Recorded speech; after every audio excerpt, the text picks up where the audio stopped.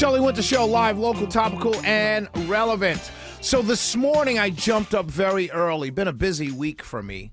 I jumped up early. Actually, I got there way early because I had the wrong time. But the Georgia Chamber of Commerce, shout out to President and CEO of the Georgia Chamber of Commerce, Chris Clark.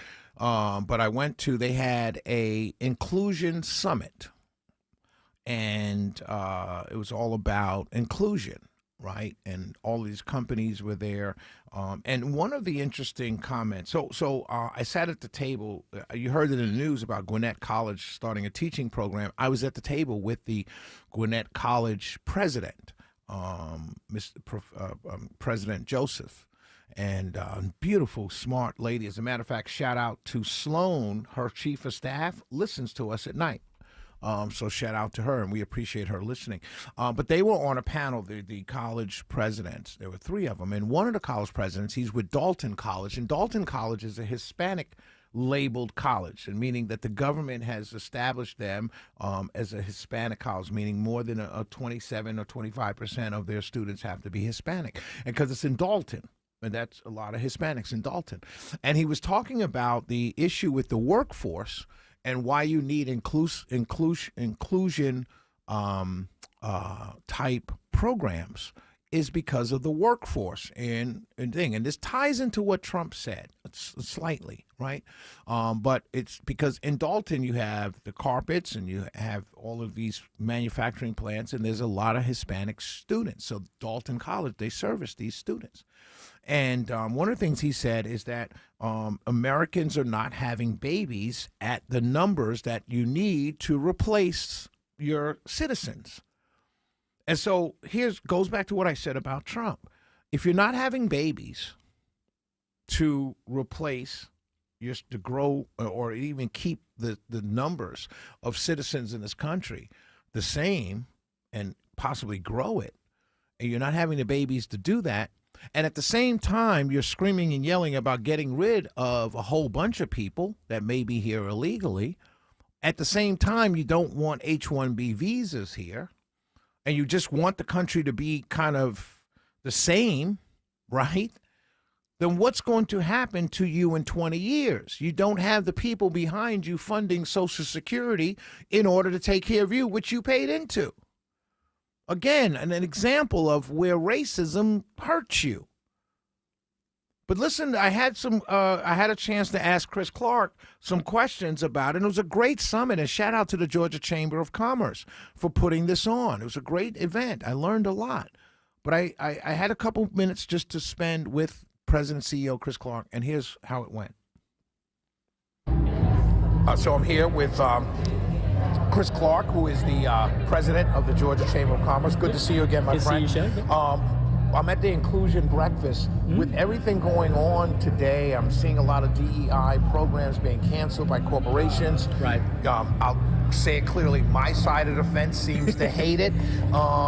What's the importance of having this breakfast, and how are you still having these kinds of conversations in this day and age? Yeah, listen, for us, these conversations are really about your workforce and helping small businesses grow.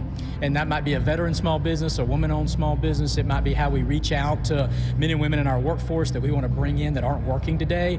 And so I think these conversations need to continue to happen. I know DE&I has fallen out of favor. A lot of corporations have changed their approach, but all of them are still very much focused on how do we get the best workforce, how do we help our workforce grow, and how do we help small businesses in our community. And so this is a much broader conversation that we've had for the last, 7 years now, far beyond just what Washington talks about as far as DEI goes. And it's interesting because I came out of college, years ago, and no one labeled it anything. They just said we need to hire good people. Right. You know what I mean? Whether they were green, blue, whatever, straight, whatever, you know what I mean? Right. Just hire good people. But now when we slap a label on it, do you think that was a mistake a couple of years ago that corporations went and slapped a label on it? Yeah, I think you could have accomplished the same thing. Right? Because if you just look at the workforce today, it's the most diverse workforce in history, and businesses are just trying to figure out, where do I go to find those workers, bring them in? And a lot of the time we have people that are on the outside looking in. They don't know how to come into the workforce. Let's go help them too. We have that with a lot of veterans. It's a huge concern in the state of Georgia, so we spend a lot of time on that. So I think it's the focus needs to be on how do we improve our workforce and help our workers. That's what we're doing today. My man. Good to see you, my Good to see you, friend. Shelley.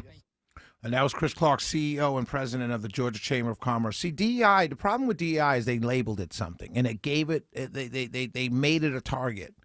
Companies have always hired diverse talent wherever they could find them. A company's job, like a government's job, is just to keep going, make money, and be successful. And you have to hire diverse people in order to service a diverse culture.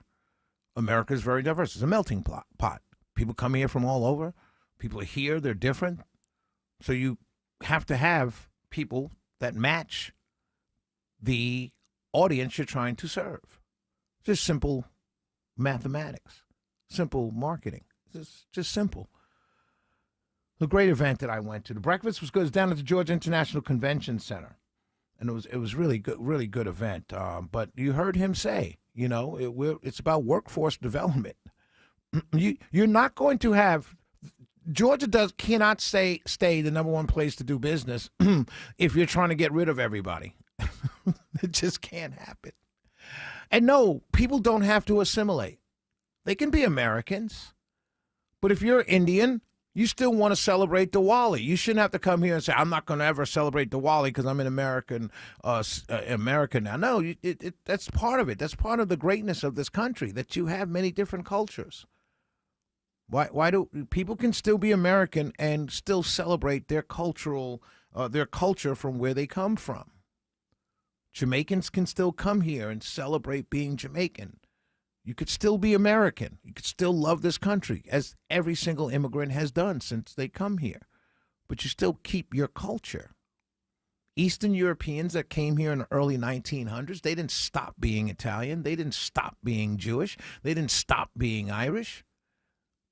They just became American-loving Irishmen, American-loving Italians, American-loving Jews. It's the way of the world. Why should it change now? Shelley Winter Show. We'll be right back. 404-872-0750. 1-800-WSB Talk. We're taking your calls.